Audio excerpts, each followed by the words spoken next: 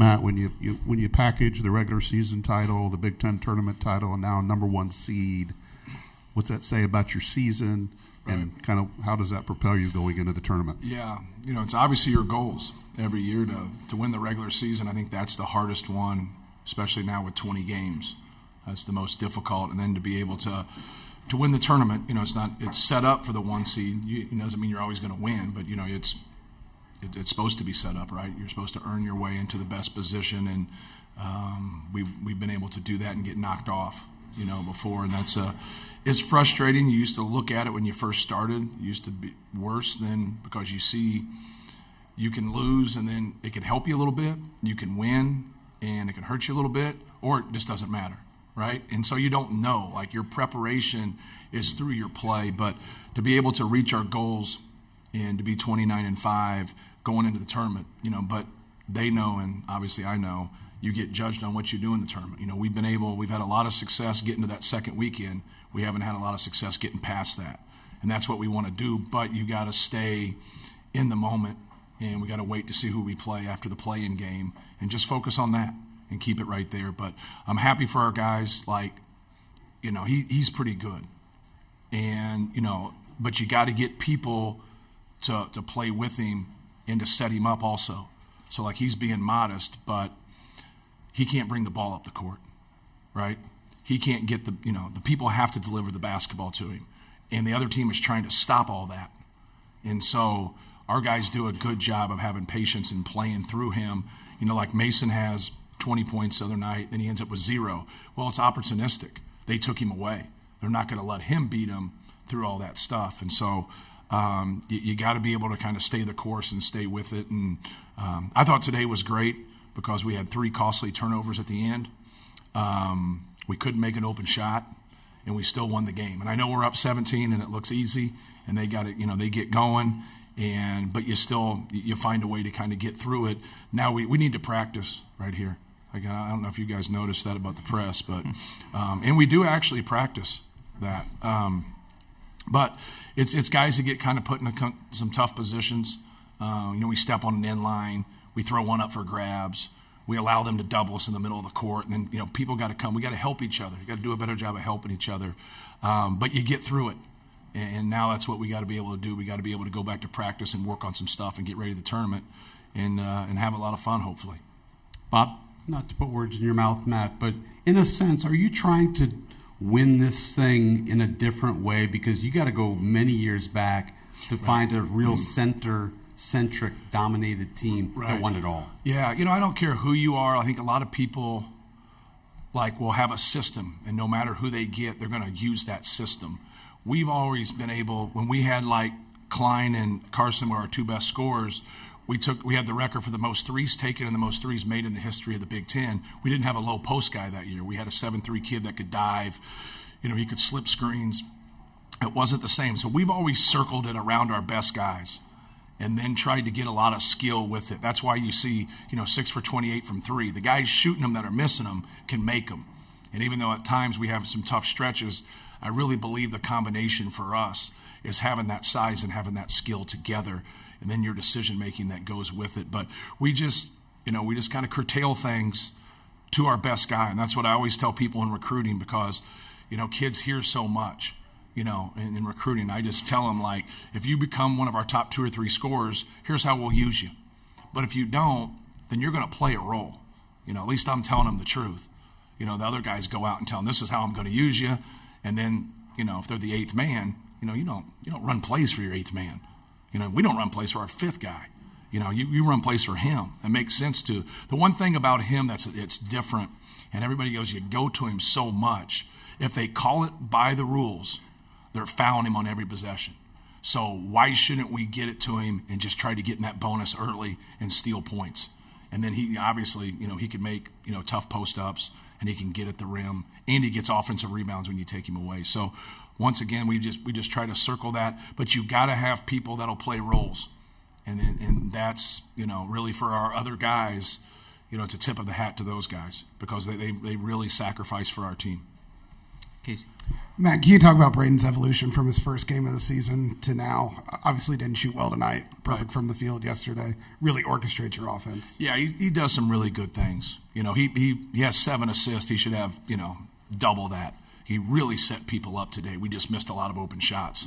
And, you make some of those shots that the game changes, especially after we got it to 17 with about 6.5 minutes to go.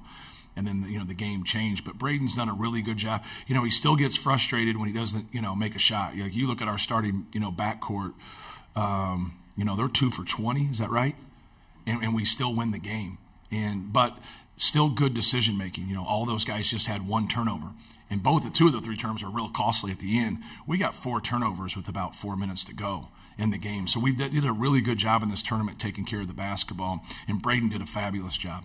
He really did some good things. He goes 5 for 5 yesterday, and then he goes 0 for 8 today. So he balanced it out a little bit, kind of the all or nothing. But he's been great for us all year. He's got to learn just to keep going.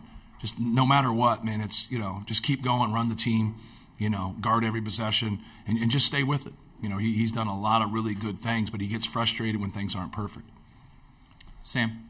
Matt, going back to the game in Bloomington, it was kind of a rough stretch where you lost 4 of 6, and you said this team is doing all the right things. Statistically, we should be winning these games when you look at the rebounds, the free throws, things like that. Right.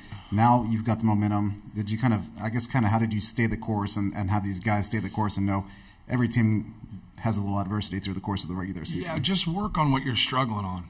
Don't take a step back and give some speech to make it right. Just work on the things you're struggling with, but also try to magnify and enhance the things you're doing well. Leave it there. It's a lot harder. I know I talk about it and you follow us, so it's a lot harder for them because they hear a lot of different things. So you got to, really kind of set it through film because film never lies. Okay, you got in that position in Bloomington because you turned the ball over. Don't turn the ball over. And we did it the year before, and we watched tape, and we went through it, and we drilled it, and we still did it again. But I don't know how many people have been in those kind of beehives. You get 18, 19-year-old guys that never been quite in that kind of a beehive going into Assembly Hall. It's difficult, And then when they came back to our place, we did a really good job of getting them into shots that we wanted. And then we got the shots that we wanted, but yet they made theirs and we missed ours. So, it wasn't as bad as it looked, and Jalen Hood-Schifino was fabulous.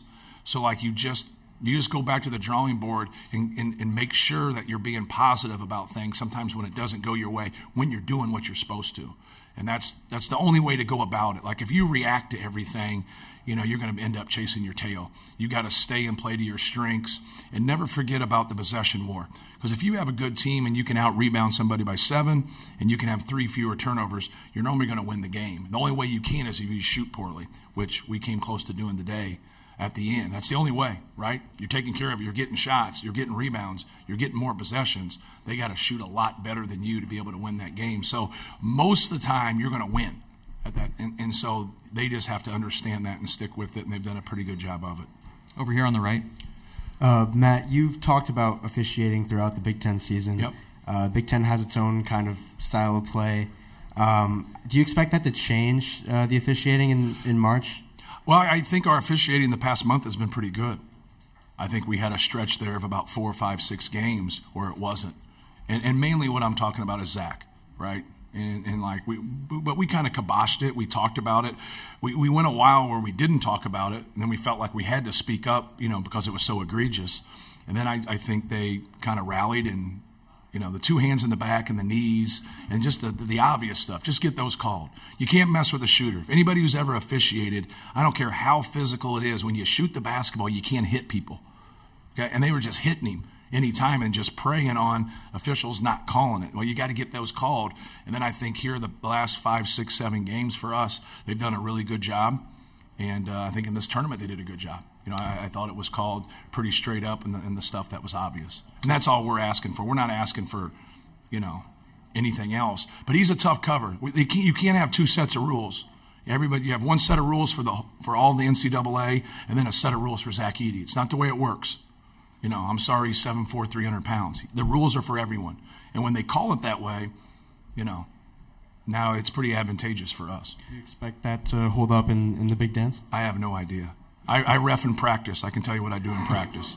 So who knows? You know what I mean? But I know this, it's supposed to be called a certain way, and last time I checked, the referees are pretty competitive, and they want to advance themselves.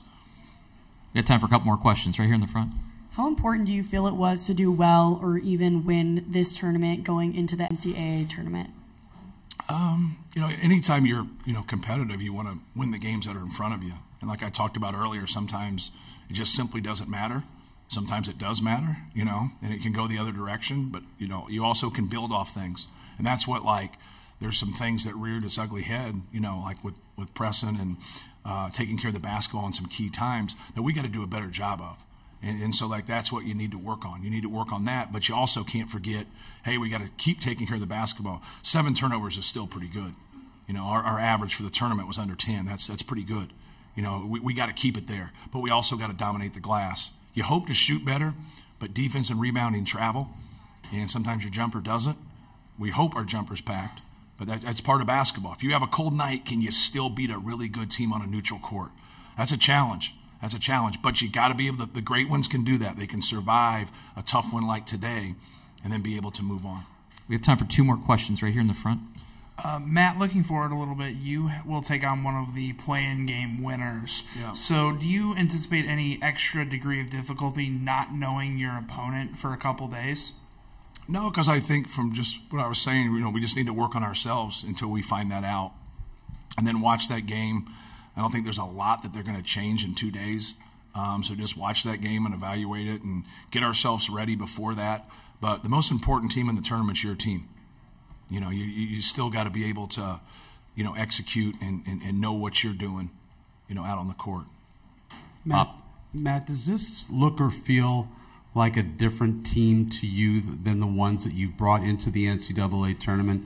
And do you have any sense of how they're going to do, how they're going to handle it after a tough situation last year with St. Peter's? Yeah, that's, we obviously won, 2 games in the tournament before we played St. Peter's. Thought we played really well against Texas, and I thought St. Peter's was just tougher than us. I thought they were physically and mentally tougher than us, and they did a great job defensively, and, we just didn't play like we were connected. We had to do a better job. Defensively, we had to do a better job of just being organized and being together. So hopefully you can learn, from that. I talked about that. I said if Penn State has to play 4 games and we have to play 3 games, people would say we have an advantage. And I was like, I don't think we have an advantage. That's not so if we had an advantage, then why didn't we beat Iowa last year? Because they had to play 4 games. It's not an advantage. You still got to go out there and earn it. And I thought we did a really good job for about 35 minutes of that and put ourselves in a really good position. But getting back to that, you still got to get back to that position. We don't automatically land in the Sweet 16. We got to win our first game. Then you got to move to your second game. And some styles can be different, some other things can be different, but it's still your team and you got to play to your strengths. So, but if we do get to that point, we always talk about it. We've been upset in the first round. We've gotten beat in the second round. We've gotten beat in the Sweet 16. We've gotten beat in the Elite 8. So there's a lot of examples there when you've been in the tournament and had some success that you can really talk to your guys about and just say, everybody earned their way here. Understand that. Everybody earned their way. Nobody slipped on a banana peel and ended up in the NCAA tournament. And so now we got to just, watch that game on Tuesday and, get the game's on Tuesday, right? Wednesday? Come on, man. You guys are supposed to. I was eating chicken fingers when we got called. Yeah. So Wednesday. So we'll watch it on Wednesday. We'll definitely take tomorrow off. We might even take Tuesday off. Just having your legs. We might do some small things on Tuesday, but not a lot. It's important to have your legs and to be fresh and to get going. But you have some different styles in the NCAA tournament. You can learn from those things and talk in theory, but the teams you're getting ready to face, it's important to try to keep them away from their strengths. Coach, appreciate the time. Congratulations on the Big Ten title. We'll see you in the NCAA tournament. Thank you. As a reminder, any additional interview requests for Purdue